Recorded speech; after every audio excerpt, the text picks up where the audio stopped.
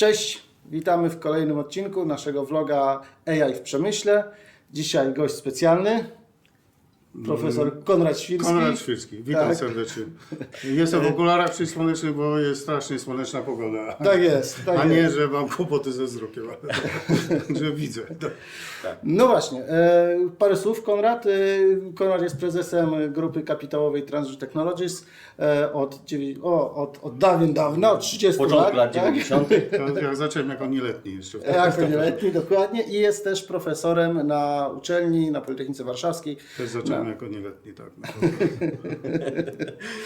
No właśnie, i w związku z tym dzisiaj poruszymy... Sztuczna inteligencja. Zgadzam się, że od 30 lat zajmujemy się tym. I na początku muszę przyznać, że sam się też myliłem i chyba ty też, bo widzieliśmy głównie zastosowania przemysłowe. No, Znaczy to co stało było się dla nas naturalne, to naturalne, znaczy tak, olbrzymia tak. liczba danych, która szła z przemysłu i za pomocą tego można lepiej sterować urządzeniami i za pomocą tego można przewidywać awarie. No, generalnie w przemyśle dzieje się lepiej. I, można powiedzieć, że jest to standard. Jakość taki. danych To jest, też jest tak, wyższa, no jakość tak. danych, no, robiliśmy to przez 20 lat czy 30. Dla nas jest to to jest oczywiste. Ten przemysł dokładnie tak się zmienił, bo te wszystkie metody weszły do przemysłu i tam są zakorzenione. To traktuje się coś jako normalne. A sztuczna inteligencja w przemyśle to może była w latach 90. czy w końcu lat 90. czymś nowym, tak? No, pamiętasz wtedy, żeśmy... A był taki jakiś impuls, Ale który nowym, a to jakby jeszcze dał Konrad, ten- dopytam, nowym globalnie czy nowym w Polsce? Nie, nowym globalnie. No, w Polsce to byliśmy jednak trochę... No znaczy w tej dziedzinie akurat byliśmy chyba na pierwszej linii z wdrożeniami światowymi. Generalnie pamiętacie, co to się zmieniało? Zamiast typowych, klasycznych układów regulacji stosowaliśmy ten natłok danych, który przekształcaliśmy w modele takie czysto empiryczne i za pomocą brutalnej siły komputerów sterowaliśmy urządzeniami lepiej. Tak w skrócie tak wyglądała ta sztuczna inteligencja i ona walczyła z danymi. I powiem szczerze, też mi się wydawało, że to jest główna jej rola, to znaczy opieraliśmy się na wielkich ilościach danych i z tego wnioskowaliśmy i dzięki temu te urządzenia działały lepiej i działają lepiej. Dokładnie. Natomiast uważam, że teraz zrobiła się nowa rewolucja. Tak. I jest to zupełnie coś innego niż stosowaliśmy wcześniej, bo sztuczna inteligencja zaczęła operować nie danymi, a zaczęła operować, no nie wiem, ty użyjesz lepszego języka niż ja pewnie Modelami dzisiaj. językowymi. No właśnie, metafrazami, czyli zaczęła wnioskować, rozmawiać, analizować rzeczy w sposób, no nazwijmy to ludzkie, bo poprzednia sztuczna inteligencja to była... Rozmawiała z Matematyka. maszynami. Rozmawiała tak, z Teraz maszyną i rozmawiała rozmawia z nami. Teraz rozmawia z ludźmi i to powoduje, że no, pamiętasz test Turinga, z którego tam kiedyś jak czytaliśmy książki Tak, science coś fiction, co to niemożliwego do zrobienia, tak, co to prawda? jest komputer. Przypomnijmy dla tych, którzy w ogóle nie czytają już tego starego sci-fi, to Turing mówił, że ten test Turinga miał być taki, że rozmawiasz z kimś w zamkniętym pokoju i nie wiesz, czy to jest maszyna, czy to jest komputer. I w momencie, kiedy nie potrafisz tego odróżnić, to znaczy, że narodziła się sztuczna inteligencja. Ale to jest zwycięstwo nasza... szachów. Tak, ale według tego sztuczna inteligencja już od dawna jest i po prostu bije nas w sposób nieprawdopodobny. No, w szachy to dawno. Zwycięstwo w szachach, tak. No ale umówmy się, te Bridge szachy... trochę jest gorsze. Te w szachy w 97 to słuchajcie, my to nazywamy sztuczną inteligencją, a to było brutalne przeszukiwanie drzewa, rozwiązań. Tam nie było, tam finezji to No było... to dobrze, ale była taka matematyka. Tak. ja mówię, wyrzućcie wszystko to ja nie byłem jakiegoś takiego patrzenia do tyłu, tam 30 lat temu, to co tam było? Było. No. Mówię, zobaczmy, że kiedyś zajmowaliśmy się danymi, teraz zajmujemy się, powiedzmy, takim globalnym wnioskowaniem czy globalnym działaniem à la człowiek. Moim zdaniem to jest największa różnica. Że Tak, kiedyś ale- było to zarezerwowane do przemysłu, a teraz jest to po prostu wlewa się do każdego działania ludzkiego. No, łącznie Ale- z tłumaczeniem językowym, z śpiewaniem piosenek, rysowaniem obrazów, nie wiem, analizą nawet pliku Excelowego, który w inny, szybki sposób, ale taki bardziej ludzki. Wiesz. Myślę, że te duże modele językowe wejdą do przemysłu, dlatego że przemysł tak naprawdę przemysł- rezygnuje z ludzi. Ja powiem Powstają inaczej. całe fabryki, gdzie nie zapala się światła, Ale to bo zobacz, pracują już no, roboty. nie, tak? ja myślę, że to będzie kopia tego, co było z przemysłu, kopia wpływa na wszystkie działania, nazwijmy to białych kołnierzyków, takie administracyjne czy inne. I uważam, że w ogóle... Tak, ale ja nie noszę kołnierzyków ostatnio. Ale wydaje mi się, że jest po prostu, to jest niedoceniana rewolucja, która po prostu zmiecie, ja mówię, że 50%, a myślę nawet 80% stanowisk pracy. Tak jak 30 lat Ale temu... stanowisk globalnie? Globalnie, tak. Mówię o tych białych kołnierzykach. Okay, nie mówię o ludziach, którzy kopią w ogródku, czy wiesz, pracują nad innymi rzeczami, ale to, co wydawało nam się nieprawdopodobne. Przyjdę do roboty, będę, nie wiem, tam przerzucał papiery, robił zebrania, będę marketingowcem, będę pracował w social media, albo będę przygotowywał raporty, albo będę prawnikiem i będę analizował umowy. Plus do tego jeszcze znam bardzo dobrze kilka języków, wobec tego będę tłumaczył albo pośredniczył w spotkaniach.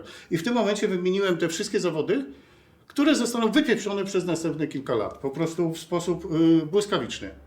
Zobacz już nawet na dzisiaj. Ze wszystkich, co zajmują się tłumaczeniami, ze wszystkich filologów, To prawda, tak. przykro mi jest powiedzieć, 90% osób zostało wyrzuconych z pracy w tej chwili. Stracą pracę. Zostaną tłumacze specjalistyczni, nie wiem, oddawanie, nie wiem, poezji czy czegoś, chociaż też No tak, ale coraz... przyroda ale to nosi próżni, no to co wtedy? ale to mówię, no to 90% przestaje Ci ludzie ale zaczną zobacz, obsługiwać. 90% prawników, którzy analizują pierwsze umowy. No, bawisz się przecież teraz, bawimy się w kancelariach Czujemy się prawnych. współwinni. Tak. Czujemy się Przepraszamy współwinni, że prawników. to, co kiedyś za który dział prawny charge'ował, przepraszam za ten slang, 15 godzin czy 20 godzin po 300 dolców, a ktoś tam czytał te umowy, to czat robi w ciągu 2 minut, z gotowymi wnioskami. Czy ma brać te 15 razy 300, tam 4,5 tysiąca, tak? Będzie to trudniej, Czy ma bo wziąć zasadzie 45 dolców i po prostu... A zostawić te unikatowe po prostu rzeczy prawne, które będą tam kosmicznie drogie. Tak jak pilot w samolocie, nie? Że jeżeli dałbyś całkowicie jakby oddał I wylądowałby. Uważam, że to jest ten sam problem, o którym mówisz z autonomicznymi samochodami. Tak. Czy dzisiaj autonomiczny samochód prowadzi gorzej niż normalny kierowca? Tak. Nie, uważam, że lepiej. Lepiej prowadzi. Tak? Tak. To wszyscy wiemy, ale jak jesteś pasażerem takiego samochodu? To pasażerem też się przyzwyczaić. Ale jak jesteś prawnikiem, to zobacz, co zrobisz. To jak spowoduje ci autonomiczny samochód wypadek, to ci zasyłujesz po prostu Teslę czy kogoś i oni zatrzymują postęp autonomicznych urządzeń. Tak. Natomiast to powoduje wypadki, nieuważni kierowcy, jakaś inna sytuacja, czy coś takiego. Jak postawimy 100 autonomicznych kierowców i 100 takich realnych, to gwarantuję, że 10 razy więcej wypadków będzie wśród normalnych kierowców. Tylko im ujdzie to na sucho, bo mają ubezpieczenie OC. I do tego jesteśmy przyzwyczajeni. Tak, a tu niestety te 2% wypadków, które i tak nastąpią wyłącznie dlatego, że zdarzyła się jakaś sytuacja, która była nieznana wcześniej. Tak. Znaczy ktoś rzucił się nagle specjalnie przed samochód, albo była taka burza, że nie było nic widać. Słońce no bo wiemy o tym, sztuczna inteligencja słabo prognozuje do rzeczy, które są nowe. Chociaż w nowych rozwiązaniach robi to lepiej niż do tego byliśmy przyzwyczajeni. Tak. Więc ta sztuczna inteligencja, wszystkie nasze rzeczy, które robimy, robi coraz lepiej.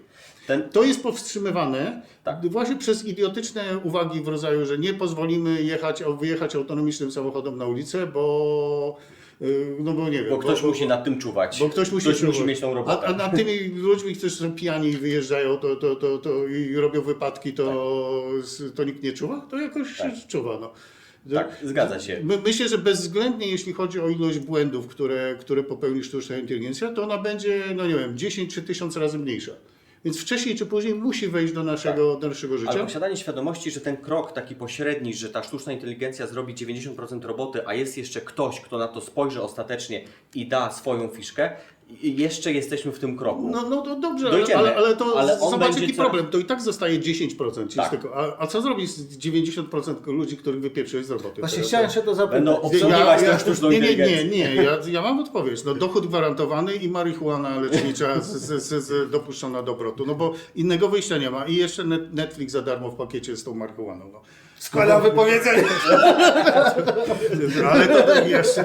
Nie, to wcale nie jest śmieszne, bo doszliśmy do sensu problemu, który widzę. To jest taki przeskok, który ja czuję, który też Ty o tym wspomniałeś, jest taki, że kiedyś żeśmy brutalnie uczyli maszynowo nasze modele, które miały matematykę. Teraz jest również uwzględniony pewien kontekst, którego wcześniej nie było, bo wcześniej, jeżeli nie mieliśmy danych, to nie mieliśmy nie mieliśmy jak nauczyć tych modeli. Nie, a teraz jest myślę, jakby że szerszy kontekst. zobacz szerzej. Kiedyś uczyliśmy to tylko w takim, nie wiem, w takim bąblu przemysłowym. Czy co było dla naukowców, dla szalonych inżynierów, czy dla kogoś i to sobie zostawił. Tu niestety po prostu wyrżnęło nam robotę w naszym codziennym życiu. Od ekspedientki w sklepie, automatycznej kasy, kierowcy taksówki, to zawsze daję przykład. Wiecie, że jeszcze 10 lat temu robiono egzaminy z topografii miasta, że dla taksówkarzy? No tak. A jeszcze robią, tak? Myśleli, nie, od 10 lat. Dzisiaj ten taksówkarz nie mówi, to jest Gruzinem, czy i to nie wypowie normalnie. A tak. jutro może być maszyną, tak? Nie ma, mówimy o innych rzeczach. To samo sprzedawca w sklepie, to jest oczywiste. Tak?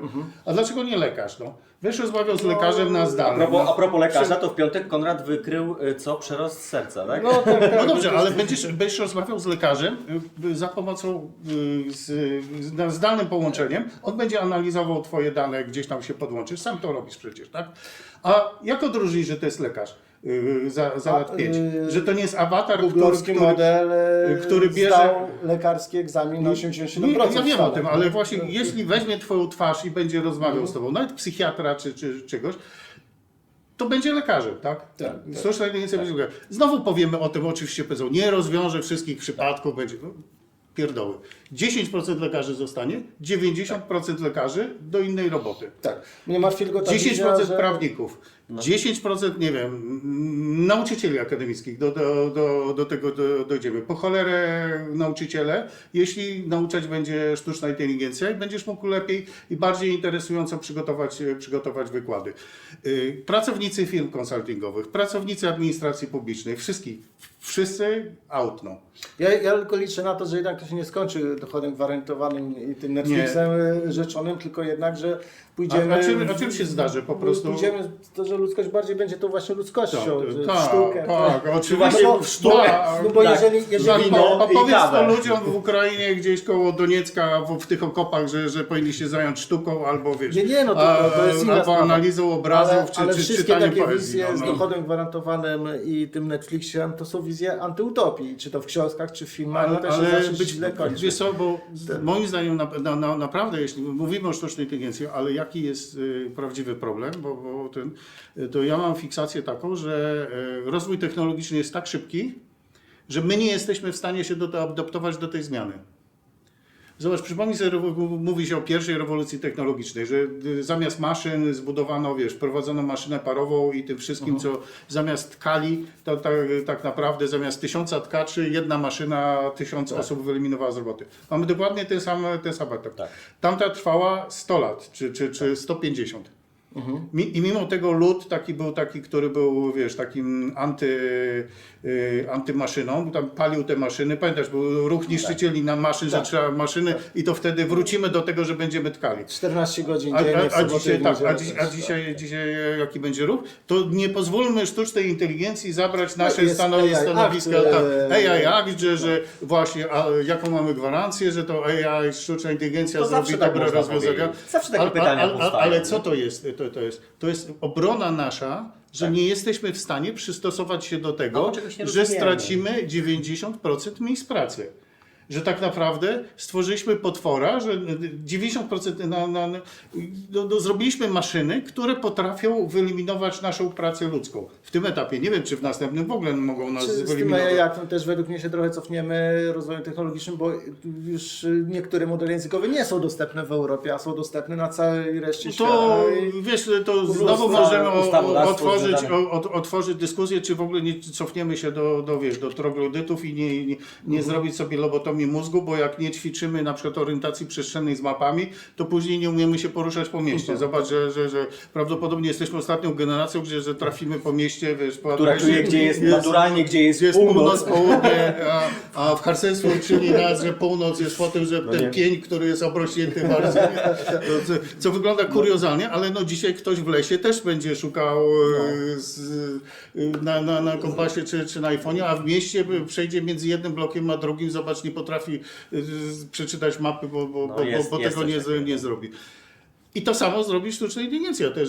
Zobacz, że 90% rzeczy, tego, że nie będziemy się uczyć języków obcych. No. Po co uczyć języka obcego? A to się akurat cieszę, bo to mnie zawsze nie szło. Ale to ćwiczy bardzo dobrze Ale ćwiczę, umysł. ja też jestem tępy jak but. Uczę się tego języka, wiesz, dukam i wiesz... Aż wolę muzyki czy jakieś... No tak, a w tym jeszcze jestem gorszy. To wolę się uczyć tego. Ale uważam, że to w jakiś sposób ćwiczy, wiesz. Tak jak robisz ćwiczenia fizyczne, nawet nie jesteś, wiesz, Nadią Comaneci, ale robisz jakieś tam... Może ja źle siedzę po prostu. Może dawniej byłeś tak. Przypominam, że Nadia Comaneci była taką rumuńską gimnastyczką, która zdobywała same złote medale, ale to już bardzo dawno temu, no nie wiem, Kozakiewicz też. No dobra, ale ważne, że ćwiczysz, no to w jakiś sposób polepsza twój stan, nie wiem umysłowy. Ale mówię, wracając do tego, za szybko to idzie. Uważam, że jak dochodzimy do punktu rzeczy, to uważam, że walka ze sztuczną inteligencją jest absolutnie przegrana, że naprawdę wyeliminuje większość tych zawodów i przeora to społeczeństwo. Dojdzie do takiego przeregulowania, na pewno. Tak jak pierwsza, no ale zobacz, co było efektem pierwszej rewolucji technicznej, to tam 1700, ale potem były... A teraz nie czerpiemy. Poczekaj, ale były epoka napoleońska i w końcu 2 wojny światowe. Tak. Czyli masowa produkcja i mordowanie się na superskalę. A teraz mamy sztuczną inteligencję i obawiam się, że znowu nie nadążamy za tym postępem, wiesz... Wynajdziemy nową broń. My sobie mówimy o tym, jak zrobimy lepsze stanowiska pracy, pomożemy ludziom nawet w medycynie, a tak naprawdę większość tych wysiłków sztucznej inteligencji będzie na... Łamanie haseł, zamykanie fabryk. Tak, albo na automatycznie strzelające roboty, czy wybuchające jakieś miny, czy jakieś kule, które będą gdzieś tam się czaiły i ciebie gdzieś tam strzelały. I boję się, że ta ewidentnie rewolucja może doprowadzić też do tego, że będą olbrzymie konflikty zbrojne, bo wracamy do tego, co mówiłeś. Ludzkość, mimo że jest sztuczna inteligencja, mimo że jest sztuczna inteligencja, mimo że jest więcej wolnego czasu, mimo że masz 1000 źródeł informacji, to jest, zobacz, co się stało z internetem. No, wszyscy mają dostęp do nieskrępowanej wiedzy, a większość ludzi czyta wierzy w tych jakichś reptalianów, czy w jakieś inne durnoty. Albo można ich po prostu sklasyfikować, czy sfokusować tak jak gdzieś tam w Rosji za pomocą propagandy, czy też czasami u nas też się nawet udawało. No właśnie, a sztuczna inteligencja może też w tym pomóc.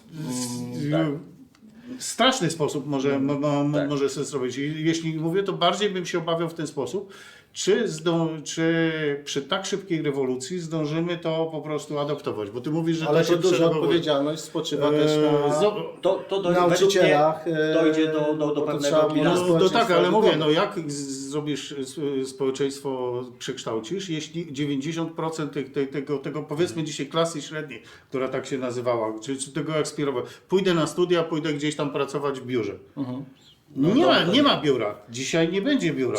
To trzeba tym ludziom powiedzieć w ogóle, ja nie mówię politykom, no bo oni to przecież w ogóle zawsze będzie ile jest styropian zamiast mózgu, oni nie widzą rzeczy, które są w ogóle przed nimi, ale no, to jest oczywiste.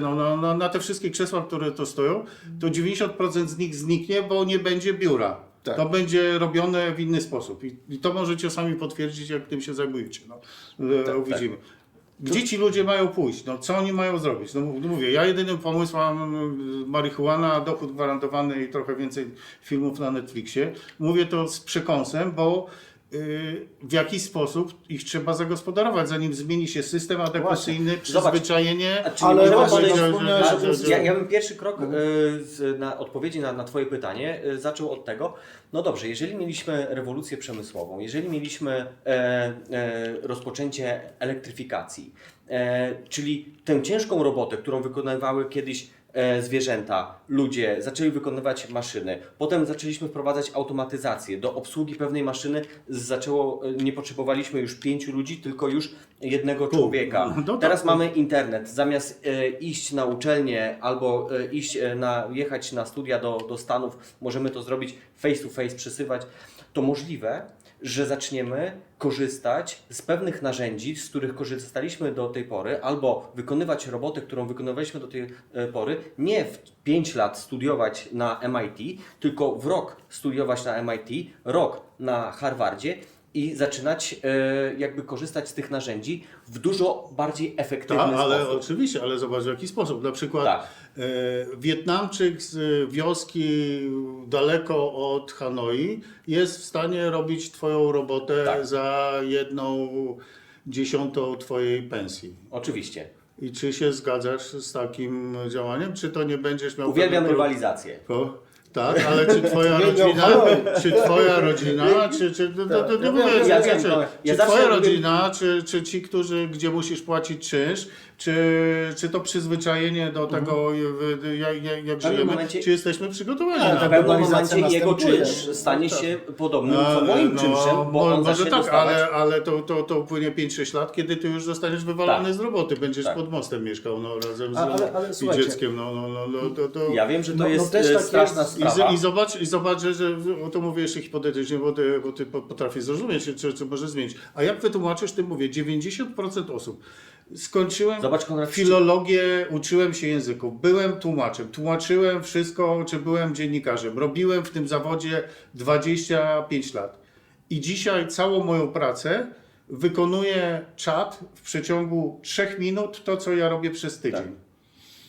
No to Czy, prawda, czy, ale ja mam czy tą jesteś w rozmowę? stanie to polubić, czy nie? Nastawisz się do tego, jak A z nie drugiej wiem, strony- to po prostu tak jak lud, który będzie to chciał jest- palić te maszyny, to tak samo oni będą chcieli A z zniszczyć drugiej strony sztuczną masz takie inteligencję. rzemiosło ręczne i możesz kupić coś na straganie z pamiątkami, niby dwie rzeczy wyglądają tak samo, ale ta jest Ale to zrobiona chcesz- przez człowieka, no, to się ale wiesz, zapłaci zobacz, za ale- nią 10 razy No dobrze, tyle. ale ile osób z tych, No, co to siedzą inna przy sprawa, biurku, tak. będą się zajmowały garncarstwem na tak. dzień dzisiejszy? No. Ja Ja tę to samą mówię, że rozmowę... nawet ten dziennikarz, jeżeli wiemy, że to jest stworzone przez człowieka, to będzie dla nas stanowiło większą wartość, bo No nie jest... wiem do końca, czy niektóre rzeczy, bo wróćmy do tego, te maszyny zdają test Turinga, to No nie tak, wiesz, czy ten no, test jest jeżeli tekstem chcesz od dziennikarza. lekarza diagnozę Nie najbardziej wiem, trafną, to wszystko jedno, czy Ale to- oczywiście, ja mówię, że znowu wrócisz, to ja bym chciał tych najlepszych lekarzy, czy najlepszych dziennikarzy. Tak, 10% się uratuje, bo No, nawet tak, mało tak, tego, będą im płacić jeszcze więcej. No właśnie to- Będziesz płacić 10% prawnikom, którzy są ekspertami za występowanie, w ogóle pierdylione tych dolarów. Ale 90% wywalisz, żeby zajmują się garncarstwem, hydraulictwem, uprawą ekologiczną ziemi, czy nie wiem, wylewaniem smoły Budową domu. z asfaltem. Znaczy, Weź im to, przetłumacz tym ludziom, że mają się zgodzić, że mają w tej chwili nie siedzieć w biurze, tylko, nie wiem, zajmować się, no nie wiem. Ja mam czy- podobną rozmowę, wdrażając tę naszą sztuczną inteligencję w przemyśle. Zobacz, często właśnie rozmawiam z operatorami, a jeżdżę Zresztą po całym operatorzy, świecie tak, i to, tak, i to którzy robię. protestowali, nie Facet, chcieli. operator czy kobieta potrafi powiedzieć, no to teraz ja nie będę potrzebny. To teraz zobaczycie, jak my źle żeśmy prowadzili proces. Mieliśmy nie? to jak robiliśmy, to zawsze Tak, był taki za- opór, żeby nie włączać tego Od albo... 30 lat się zawsze ale borykaliśmy to, z tym. to miałeś Ale ja drobiazg, podszedłem ja mówię ci, do że- nich w taki sposób, nie? Słuchaj, ty masz 1000 parametrów, które musisz monitorować. Ty masz 1000 rzeczy, o których musisz myśleć, a ten mój system załatwi ci 10% z nich. 100 parametrów, więc ty jesteś potrzebny do nadzorowania tego systemu, nie? To znowu tłumaczysz to 10%, czy no góra To jest inna skala, 20 tak. tych osób, których po prostu będzie chciało wyrzucić czat i powiesz, ale ty będziesz zawsze potrzebny, żeby rozwiązać przypadek szczególny, bo do tego okienka może przyjść osoba inwalida, która nie umie się komunikować i ty będziesz zawsze potrzebny do tej pracy. Tylko będziesz potrzebny jeden, a nie 50. No. Tak, ale I słuchajcie, weź tym innym ludziom, no mówię, stwórz im alternatywę, pokaż politykom, że powinni zamiast pierdoły jakieś tam czy farmazony opowiadać, mówią o wszystkich tych, Tak. to zobaczyć, co będzie za 5 lat. Zamiast tam rozdawać kolejne 14, 15 czy pensje, to że będą mieli 1 000 000 osób na bezrobociu. Co im zaproponują? No? Tak, No mówię, dochód... jest to dystopijna wizja, ale zobacz, że Konrad, jak ja sobie też myślę o czymś takim, no, mieliśmy tą rewolucję informacyjną i w latach 50. w Stanach jedna osoba pracująca potrafiła utrzymać całą rodzinę, nie wiem, 3 dzieciaków, dom, samochód. No tak, a dzisiaj... A teraz niby wszystko, prawda, komputerem jest, nie trzeba już chodzić na pocztę, wysłać... Globalizacja. Tak, Przeniesienie produkcji. jedna osoba ciężko spłaca kredyt przez całe dwójka życie osób i niczego pracuje się i nie... ledwo mają na ten No tak, Więc, to więc mówisz, nie do jest czego, to, do czego się zdarzy, że więc to nie jest to, 90... że Tak. mamy mniej robot, mamy więcej robotów przez tą rewolucję tak, informacyjną. gratuluję, co żeś powiedział, że 90% osób będzie, nic nie będzie, niczego się nie dorobi przez całe życie. No to, ale właśnie to idzie w to, znaczy ten przykład pokazuje, że wcale ta rewolucja nie oznacza, że o ile rzeczywiście rewolucja, te maszyny parowe spowodowały, że no i przez cały ruch, które za tym szły, spowodowały, że mamy ten 8-godzinny dzień pracy i wolne I wolne będziemy niedziele. mieli Ale właśnie teraz, jestem a teraz będziemy zobaczymy, w mieli którą stronę to pójdzie. 3-dniowy dzień pracy. No. Nie no, 3-dniowy to już teraz mamy, bo mamy 5 dni, a 2 na zdalnych, poniedziałek, piątek, więc zostają 3. To teraz zrobimy Wyłączajcie kamerki. I mówię, to zobaczcie jak wygląda, nie potrzebuję sztucznej inteligencji, wyjedźcie samochodem, ja mówię jak dojeżdżam do Denver w poniedziałek i w piątek, zobacz jak jest rozkład ruchu ulicznego w porównaniu wtorek, środa, czwartek. Tak. Poniedziałek, piątek jest luzik, poza oczywiście piątek od południa już wszyscy Natomiast to widzimy, wypierniczają, jak robimy optymalizację energetyczną budynków, to widzimy właśnie te trendy na zużycie energii. No tak, ale Tak. mniej ludzi potrzebnych do pracy, więc trzeba będzie oczywiście wymyślać im nową rozrywkę i nowe miejsca pracy, nie wiem, punkt wypożyczania roweru, zawody sportowe, opieka nad dziećmi, osobami starszymi, nie wiem, kolejna jakaś tam piłka nożna nowej generacji, czy jakieś inne rzeczy. Oczywiście, że spędzimy więcej wolnego czasu i na to ci ludzie będą, ale zobacz ten Często wolny czas też jest... przejściowy ten okres. najlepszy- To jest Często jedno, wolny czas a jest- drugie to zobacz też ten problem. Przepraszam, że jestem takim katastrofistą czy wiesz, przyjąłem w naturalny sposób drugie policję. Ja też staram właśnie się szukać. staram się to być tam ci- adwokatem diabła. No, to pogrążę was w tej chwili. Jak ja byłem w szkole jeszcze, jak byłem w szkole, to mnie uczono, że na Ziemi jest 3 miliardy osób i z tendencją, że niedługo będzie 4.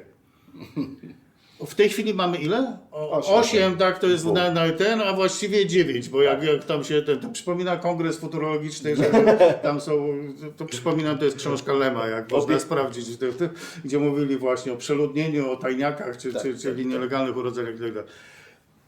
I jednocześnie o tym chłopcu z Hanoi, który twoją robotę rozwali. To zobacz, dzisiaj nie jest to geograficznie rozprzestrzenione wśród tych 9 miliardów, no powiedzmy tak, 1 miliard jest w uprzywilejowanej pozycji, my również, a 8 miliardów zapiernicza za tam dolara czy za euro. To najprościej rzecz biorąc. Jak im dasz narzędzia, że mogą wykonywać taką samą pracę jak ty, albo bardzo podobną powiedzmy to za chwilę 8 miliardów obniży ten standard życia w sposób gwałtowny. I to co mówiłeś, że teraz wszyscy zapieprzają na 2 robotach, żeby utrzymać ten standard middle class, to ta middle class za chwilę dzięki tej globalizacji, eliminacji klasy średniej przez sztuczną inteligencję i tym szybkiemu postępu, to staną się takim trochę wyżej niż zupełnie... Pandemia trochę hamulec zaciągnęła na globalizacji. Ale sztuczna inteligencja może to zwiększyć. Zobacz jaki to za chwilę będzie, wiesz, konflikt czy problem. I nie licz, że korporacja po prostu jak będzie mogła coś tam zrobić gdzieś tam w Afryce Saharyjskiej, to się nauczą tam klikać i wykorzystać. Zasoby naturalne już nie są tylko zasobami naturalnymi, ale dostęp do człowieka. Język znają, nawet polski, wiesz.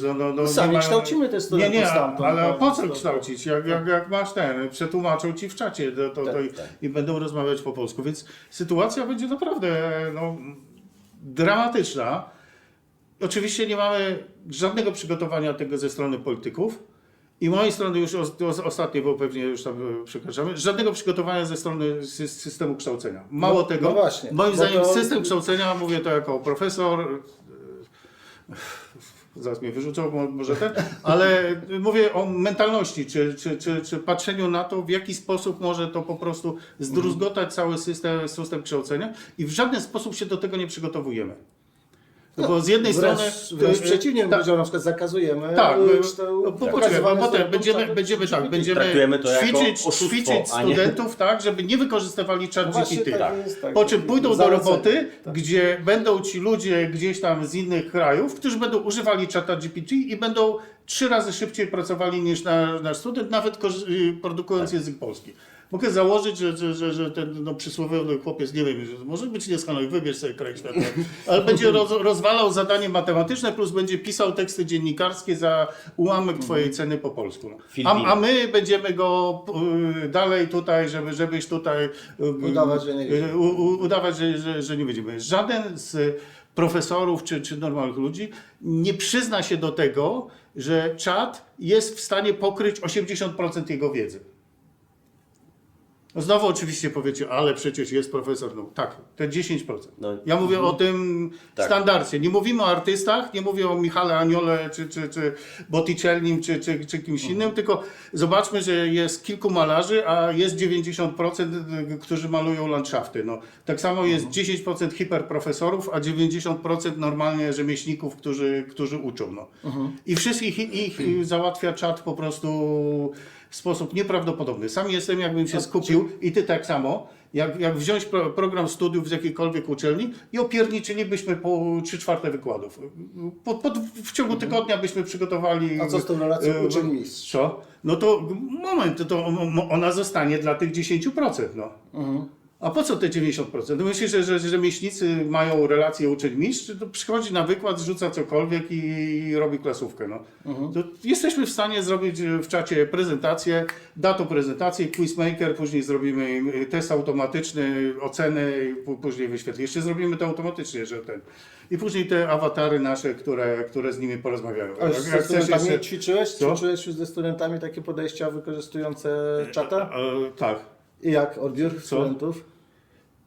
Myślę, że pozytywny, to znaczy ja po prostu łamię pewnie większość To przepisów, jest ciekawe, znowu dla się mnie też, przeczytam. Po prostu daję im licencję czata, za które zapłaciłem samodzielnie, bo to nie ma jak w polskim systemie edukacji i kazałem im rozwiązywać równolegle do zadań, które im dawałem, rozwiązywać wszystkie zadania za pomocą czata. Pokazując, że są w stanie rozwiązać 80% zadań z gdzieś tam 3., 4., 5. semestru studium inżynierskiego, tak. I mówię, jak się nie nauczycie rozwiązywać zadanie czatem i pokazuję też, że się robią czasami błędy, ale te błędy się naprawią, czy że nie dajcie sobie mówić narracji, że tego nie rozwiązuje, tylko że musisz zadać inne pytanie, innego prompta i musisz być w tych 10%, który będzie nadzorowało właśnie sztuczną inteligencję, czy z nią współpracowało, bo inaczej cię wypierniczą z każdej korporacji. W ogóle nie liczcie na to, że się utrzymasz przy stanowisku przez to, że będziesz mówił, że ty formalnie nie stosujesz sztucznej inteligencji, tylko będziesz tutaj tworzył jakąś historię. Nie. Musisz być szybszy, bo musisz wiedzieć to rozwiązanie. I że wcześniej moje zadania, które wydawało mi się, że były zadaniami inżynierskimi, dzisiaj uważam, że są, to jest normalny tak, mogę powiedzieć, że są do dupy. Bo ja je wrzucam do czata i dostaję rozwiązanie. No to, kurde, no to bo po prostu, no to... No tak jest niestety. To- Czyli tutaj nie ma, zobaczcie, nie ma uprzywilejowanych osób, zawodów, grup społecznych. Jesteśmy dinozaurami, wykończą Ja nas bym- jako ja bym jeszcze- nauczycieli. Ja mówię, cała szansa dla mnie jest jedna, że mówię, że ten paradoksalnie nikt tego nie widzi na uczelni, proces idzie wolno, a ja potrzebuję tylko kilku drobnych lat i wejdę w opiekę w okres przedemerytalny, wiesz, nie będą mogli mnie zwolnić. I w tym momencie upatruję szansę. To poczekamy z publikacją. Nie, i tak tego, wiesz, zanim to przejdzie. I zobacz, i zanim to przejdzie, to 80% wyrzucą, ale będą musieli zostawić emerytów i tych przedemerytów. I w tym momencie ja będę w okopach Świętej Trójcy tam prowadził wykłady i będę sobie mógł tam, wiesz, zrobię sobie awatara i w tym momencie już będę, a ponieważ będę jedynym awatarem, a wszyscy inni będą chodzić na wykłady, to ja będę miał, wiesz, najbardziej nowatorskie wykłady na uczelni, która samoczynnie dokonała wiesz, z Darwina. No tak. Musiałem właśnie poprosić o optymistyczny akcent na sam koniec. Ja właśnie chyba mam jakieś Jest o tym- okres przedemerytalny, pamiętajmy o Tak, tym. tak. Niektórzy mogą czuć się bezpiecznie. I po prostu pomyślcie o tych ludziach, którym będzie wypłacana pensja na przykład. Ja czasami, ja jeszcze... Że należy dla nich kierować usługi, że to może będzie ta klasa średnia, wysoka i żeby nie patrzeć na tych, który przychodzi po kawę taki, że to jakiś stary gościu, to może być was najlepszy klient za chwilę w tej trendsetterskiej kawiarni, bo wszyscy inni będą wywaleni z tej korporacji. Dokładnie tak. I tym optymistycznym akcentem Dzięki. nie Dzięki, bójmy się Konrad. sztucznej inteligencji, mówiąc inaczej, do wszystkich studentów apel, trenujcie na chama po prostu wykorzystywanie czata w waszych codziennych zadaniach i zobaczcie, co jesteście w stanie rozwiązać. Trenujcie swoje umiejętności po to, jak za pomocą sztucznej inteligencji pracować szybciej, bo tylko w ten sposób możecie się obronić. I czytajcie też, zadajcie pytanie sztucznej inteligencji o tym ludzie, którzy niszczył maszyny i o tych wszystkich, którzy próbowali wystąpić przeciwko postępowi technicznemu i jak skończyli. No, to nie oni zarabiają pieniądze. Zdecydowanie podpisujemy się pod tym. I dlatego Zgadza się. chcemy zarabiać pieniądze na sztucznej inteligencji. Tak jest. Do Dzięki. zobaczenia w kolejnym Do odcinku. zobaczenia.